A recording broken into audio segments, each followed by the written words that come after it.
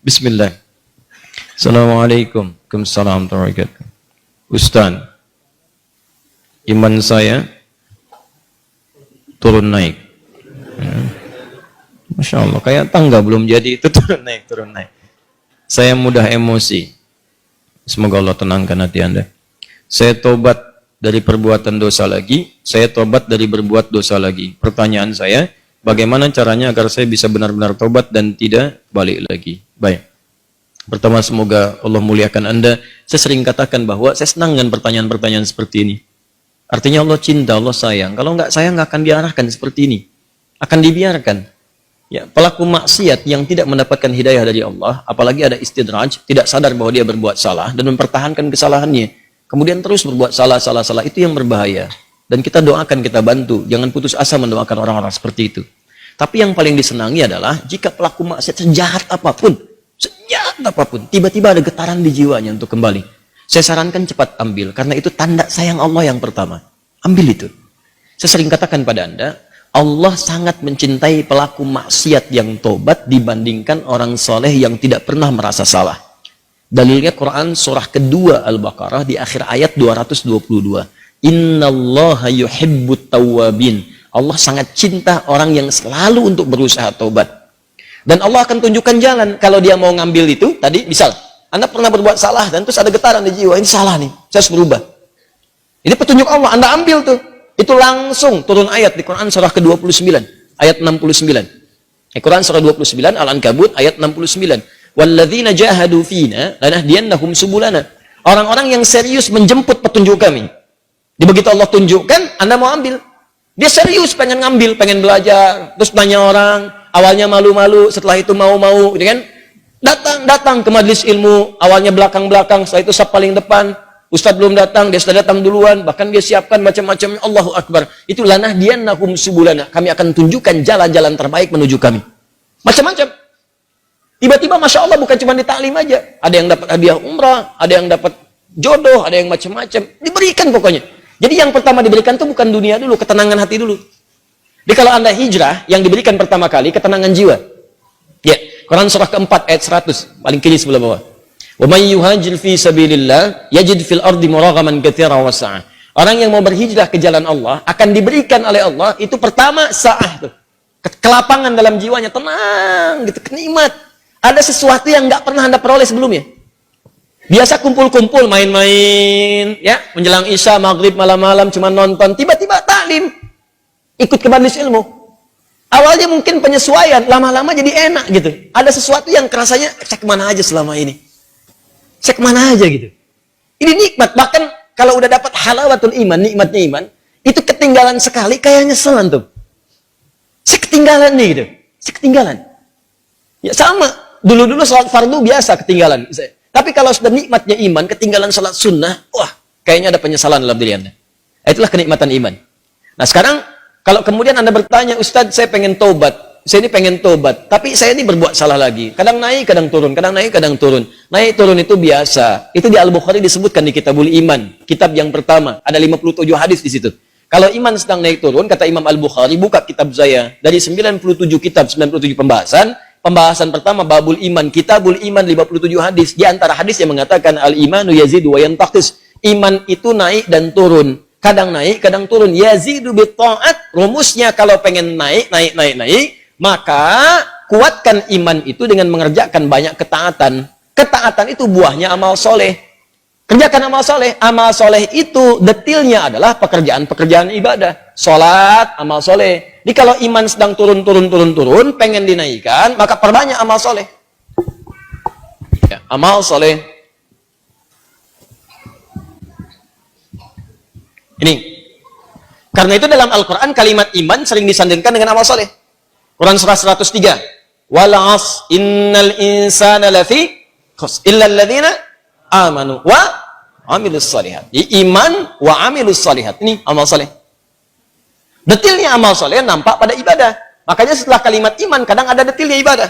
Kalimat iman pertama Al-Baqarah ayat 3. Alladziina yu'minuna bil ghaib wa yuqimunas shalah. Salat wa mimma razaqnahum infaq. Ya ayyuhalladzina amanu Al-Baqarah 183 kutiba alaikumus ya puasa tuh Ini. Jadi kalau iman merasa sedang lemah, sering terdorong berbuat yang kurang bagus, pengen dinaikin, maka rumus cepatnya adalah cepat buru amal-amal soleh. Paksakan. Paksakan untuk mengerjakan. Yang biasa fardu tambah sunnah. Rawatib dulu, latihan. Rawatib. Mutlak, malamnya coba tahajud, walaupun 2 rakaat dulu. Nanti kalau sudah terbiasa, kalau soleh itu sudah baik, rumuskan gini, hidup itu berpasangan. Semua berpasangan. Quran surah 51 ayat 49, paling kiri, agak sedikit ke bawah. Wa min kulli syai'in khalaqna zawjaini la'allakum tadhakkarun. Semua selain aku, kata Allah, aku ciptakan berpasangan, supaya kalian sadar, cuma aku yang tidak punya pasangan. Kata Allah, semua selain aku berpasangan. Yang hidup berpasangan. Ya, laki-laki lawannya perempuan. Jantan hewan lawannya betina. Putik tumbuhan, Allah. Lawannya benang sari. Siang lawannya malam. Putih lawannya hitam. Sama persis, baik lawannya buruk. Saya ulang, baik lawannya buruk. Amal soleh lawannya amal salah. Jadi ada yang soleh, ini baik. Ada yang salah, nah ini buruk. Kalau orang sudah biasa baik, maka yang buruk akan tenggelam.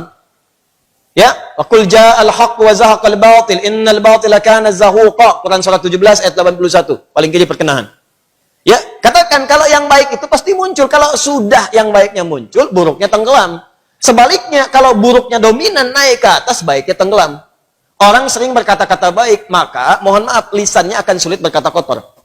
Silakan Anda cek, orang yang berkata-kata baik mau berkata kotor tuh nggak bisa. Sama dengan orang terbiasa lisannya kotor, mau berkata baik nggak bisa. Preman dengan preman berpapasan, apa mungkin mengatakan Assalamualaikum bro? Nggak ada. Gimana kayak? Apain gitu? Kiai dengan kiai nggak mungkin berkata kotor. Ustadz dengan ustadz mustahil, ahli taklim dengan ahli taklim. Assalamualaikum akhi. Waalaikumsalam akhi. Assalamualaikum ukhti. Waalaikumsalam. Jadi seperti itu. Jadi kalau Anda terbiasa berbuat baik, maka yang buruknya akan hilang. Maka rumusnya kata Nabi, tingkatkan kesolehan. Salat naikkan. Paksakan. Gini, saya kasih doa ya, cepat ya. Untuk menguatkan hati. Ini kalau Anda bisa kerjakan, sedang malas, bacakan dan kuatkan pada hati Anda.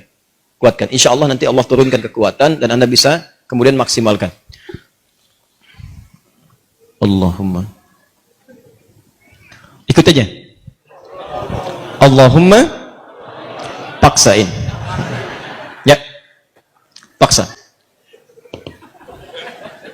Udah. Ganti. Serius. Allahumma ajbirna. Allahumma ajbirna. Ajbirna. Ini bahasa Arabnya. Allahumma paksain.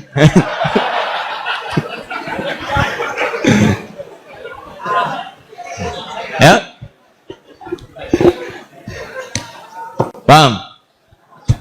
Ditingkatkan, naikin salat. Mulai dari salat. Nah, kemudian ini penting, salat itu yang paling utama karena dalam salat itu banyak kalimat tobat. Antum baru takbir aja, habis takbir kan tobat. Coba lihat. Allahumma ba'id baini wa baina khataaya kama ba'adta bainal masyriqi wal. Ya Allah, mohon jauhkan antara aku dengan kesalahan yang telah aku perbuat. Sejauh-jauhnya. Aku nggak ingin lihat lagi. Seperti engkau jauhkan antara timur dengan barat. Jauhkan ya Allah yang tidak pernah bertemu. Allahumma naqqini minal khataaya kama yunaqqat thawbul abyadu minad danas. Ya Allah, kalau kesalahanku begitu pekat, mohon bersihkan seperti pakaian dibersihkan dari noda. Allahumma ghsilni bil ma'i wa thalji wal barad. Kalau begitu pekat luar biasa, gunakan ya Allah walaupun hanya air yang sangat dingin. Gunakan ya Allah. Maksudnya bersihkan sebersih-bersih. Antum tobat tuh, makanya pahami bacaan-bacaan salat.